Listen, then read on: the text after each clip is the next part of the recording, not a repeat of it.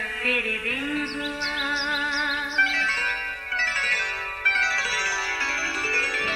नया फिर दिन हुआ, पुरानी रात का करे सो शुक्र हम खुदा की जात का, खुदा की जात का नया फिर दिन हुआ।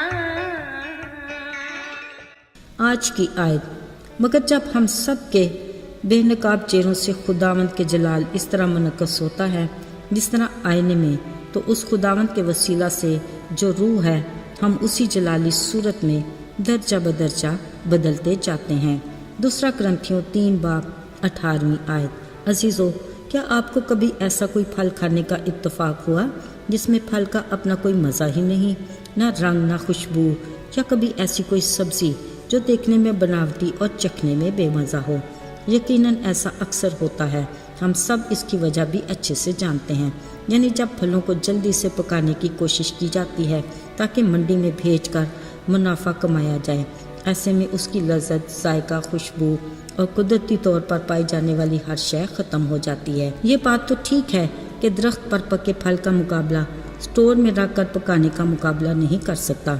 मसलन दरख्त पर कुदरती तौर से पका आम मज़े, रंग, खुशबू में उससे फ़र्क होगा जो स्टोर में रख कर पकाया जाता है।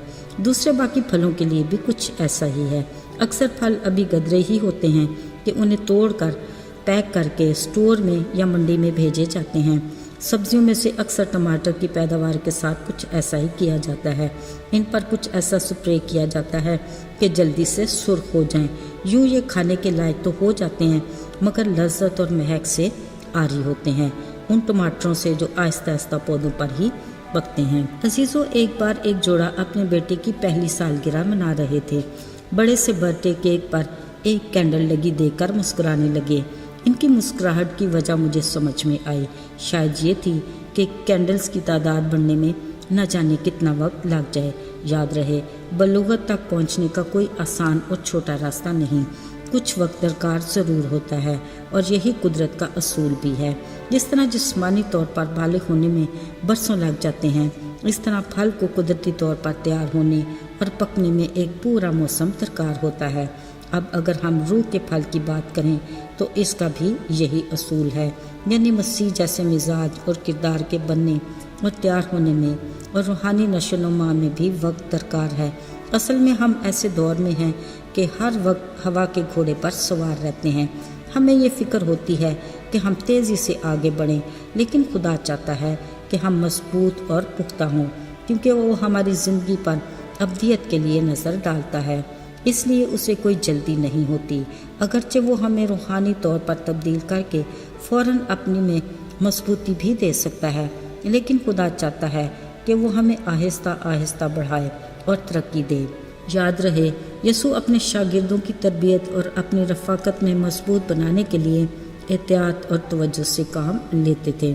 इसी तरह खुदा ने कौम इसराइल को मुल्क मौत तक ले जाने में उन्हें थोड़ा थोड़ा करके कब्ज़ा कराया ताकि वो जंगों से परेशान ना हो जाएं। इसी तरह वो हमारी रूहानी ज़िंदगी में भी किस्तवार इजाफ़ा करने को तरजीह देता है, क्योंकि तरक्की और नशोनुमा दर्जा बदर्जा होती है और यही कुदरत का असूल भी है और हमारी बेहतरी और भलाई भी इसी में है। इस बारे खुदा का कलाम हमें वाज़े अल्फाज में कहता है कि खुदावन के वसीला से जो रूह है हम उसी जलाली सूरत में दर्जा बदर्जा बदलते हैं। याद रहे, हमें जल्दबाजी हमें बहुत से ख़तरों से बचाती है।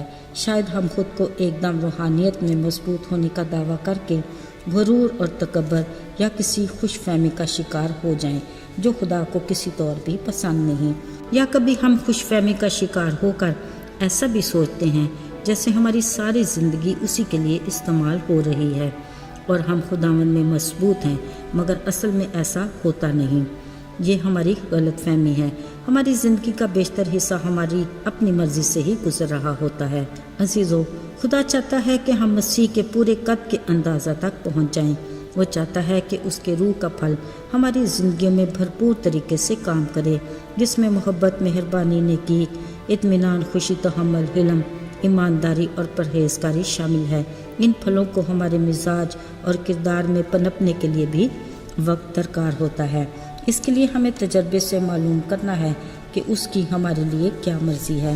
یاد رہے، خدا اپنے لوگوں کو اور خاص کر لیڈروں کے کردار کو بنانے اور سنوارنے میں اور مضبوطی کے لیے کافی ٹائم بھی لگ جاتا ہے۔ موسیٰ کو ہی دیکھ لیجئے، اس کو بڑا لیڈر اور عظیم مثالی رہنما بننے میں 80 برس لگ گئے، کیونکہ اس حالت تک پہنچنے کے لیے طوفانوں کا مقابلہ کرنا پڑتا ہے، جدوجہد اور دکھ اور مشکلوں کے زمانے سے گزرنا پڑتا ہے، اس سارے عمل میں صبر کرنا پڑتا ہے۔ اسی لیے خدا فرماتا ہے، تجربے سے خدا کی مرضی کو معلوم کرنے کے ساتھ صبر کو اپنا پورا کام کرنے دو، تاکہ تم پورے اور کامل ہو جاؤ اور تم میں کسی چیز کی کمی نہ رہے۔ یاد رہے، ہمیں روز بروز خدا کے عرفان اور پہچان میں آگے بڑھنا ہے۔ اس کے لیے صبر، شکر گزاری اور ثابت قدمی کی ضرورت ہے، جو ہمیں خدا کے فضل کے باعث ہی مل سکتی ہے۔ آئیے دعا کریں۔ اے قادر مطلق باپ، تو کس قدر عظیم خدا ہے، تیری قدرت لازوال اور تیری ہستی بے مثال ہے۔ تو جانتا ہے کہ ہم کمزور ہیں، باوجود اس کے تو ہمیں روز بروز تازگی عطا کرتا اور بحالی میں آگے بڑھاتا ہے۔ تو ہمیں ہر طرح کے حالات میں سے گزرنے دیتا ہے تاکہ ہم ثابت قدم اور مضبوط بنیں۔ یسوع کے فتح مند اور مبارک نام میں مانگ لیتے ہیں، آمین۔